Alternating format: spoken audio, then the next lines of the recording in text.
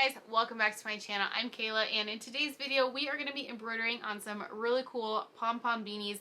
I got these from Jiffy Shirts. I did this fun fill stitch mama one, and then I did this one that just has some simple text on it. So I'm going to show you guys how I hooped it, how I did my placement, what stabilizer I used, all of that good stuff, all of the details. I will also have everything listed in the description below. I will have a link to this beanie. I think Jiffy Shirts is sold out. I did buy the last 13 of them last week, but they might have restocked it. If they did, I will leave that exact link below. Otherwise, I will leave a link to something similar. So yeah, without further ado, let's go ahead and get into the video.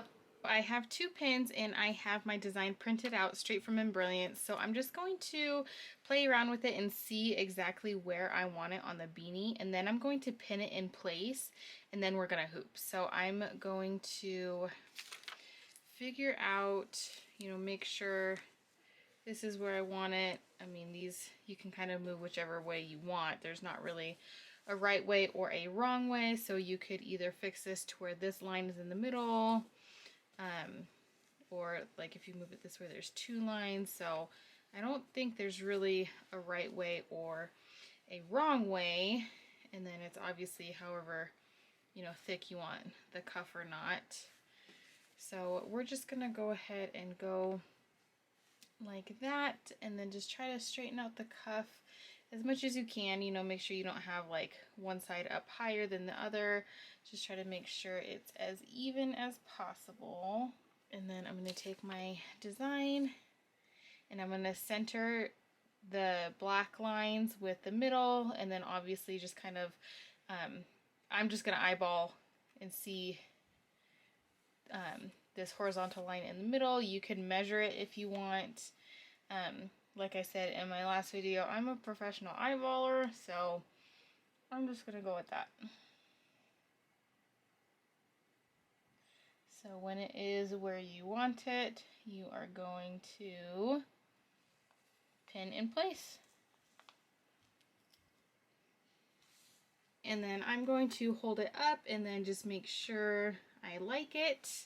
And so now what I'm going to do is I am going to, fix how I pinned right here because I got it through both layers and didn't realize it. So I'm going to fix this real quick. There we go. And I did the same thing on this side. Awesome. So fix that so that way it's just going through the cuff. So now I can fold it. And what I'm going to do is I'm going to fold it inside out. And you can see that makes it a little weird because the pom-pom ball is still inside. Now I'm going to take the bottom of my hoop. And this helps me because, you guys, I can't tell you how many times I'm like, wait, which way does it go? Because you flip it inside out, but then this still folds up. So this shows me exactly where and which way it's going to embroider. So I know which way is right side up, which way is upside down, and all that good stuff. So that is part of why I pin it in place. Okay, and now what I'm going to do is I'm going to carefully place my stabilizer inside.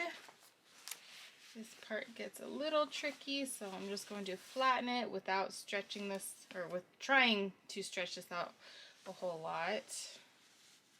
And make sure it is straight underneath.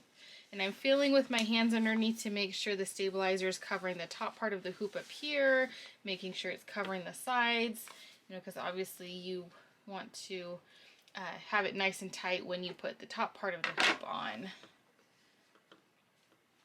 Okay, and so that is pretty good. So now I'm going to, sorry, I know I'm a little off to the side here. I'm just trying to make sure I have it straight.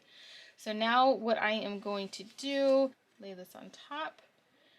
And if I were to push all the way down and hoop this, I can see I have the notches right here on the tops and on the sides. So now I can see, okay, this black vertical line is perfectly in line with these two middle hairs. This horizontal line is perfectly in line with these two hairs right here. So if I were to push this all the way down, my embroidery design would be perfectly centered on the hoop. So I'm actually pretty darn proud of myself for getting that first try.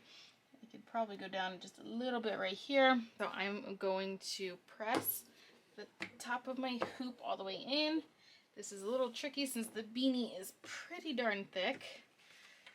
So I got it good there.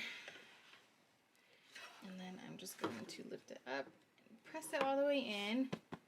And that is pretty darn good. So hopefully you can see that there, but I'm going off of the marks on the center points of my hoop, and it is pretty darn in line. And we're gonna go over to the machine and we're gonna trace it. Okay, just kidding. I hooped this upside down. That's awesome. Good job, Kayla. So I actually just hooped this upside down and took it apart so I could show you.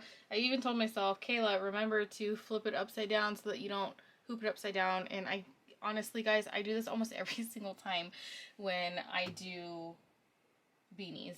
So that's fun. It has to go on the hoop like this. Obviously the arm has to go, the needle plate on the machine has to go inside. And well, I hooped it like this, and obviously it can't embroider like that. So we have to hoop it upside down. So on the EM1010, this always goes towards the bottom. It goes towards the outside of the machine.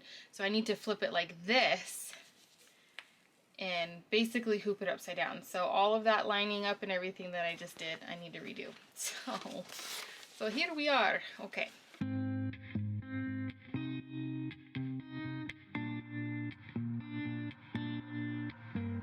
I had it like this because usually, or not usually, always your U goes on the right side. So I'm gonna flip it upside down, and this is how we're gonna hoop it.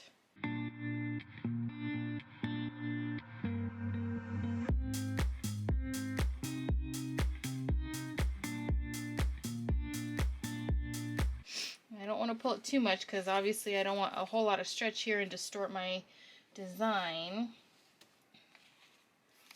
So I am pretty happy with where that is.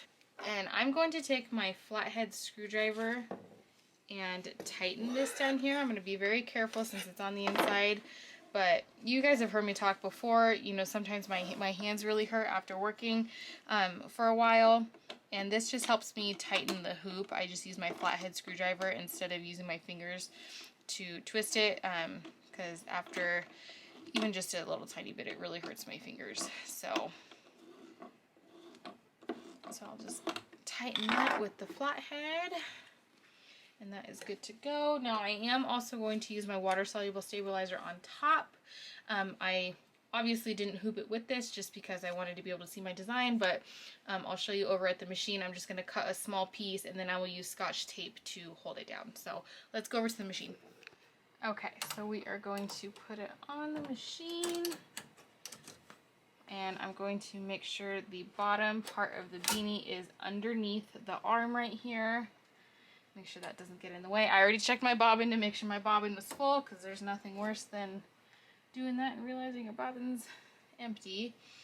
So I have my design already set. I have to set my thread color and I'm just going to do black, which I have on 7, and then okay. And so now I'm going to trace it on needle 1, lock it, and now I'm going to hit trace. And as you can see, I left my paper here because I want to see, you know, obviously if it's going to trace over where I want it.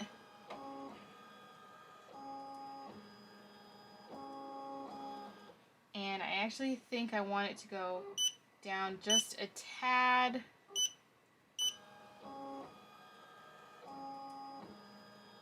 Okay, perfect. Absolutely perfect. So I'm going to take this off. And I also, when I was bringing it over here, I was like, you know what? I'm really scared the beanie is going to move.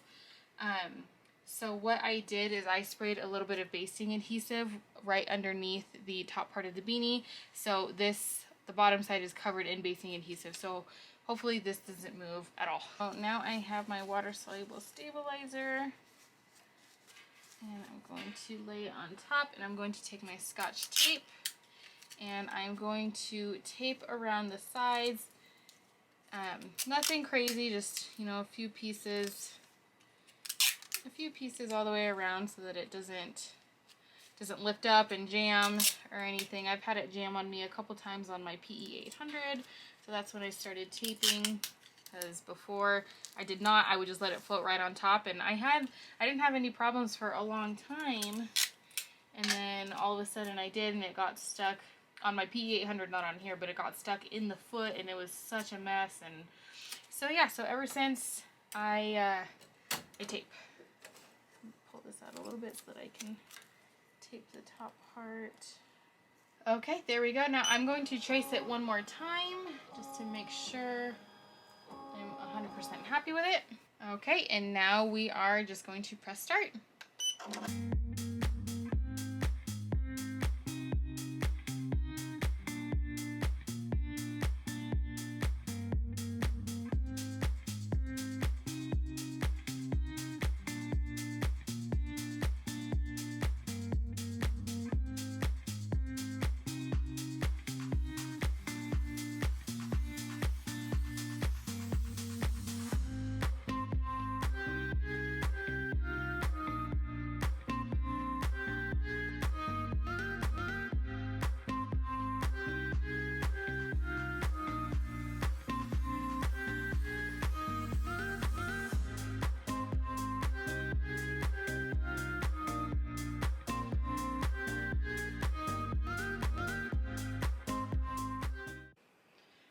Okay, so that's stitched absolutely perfect. So I'm going to take the stabilizer off the top.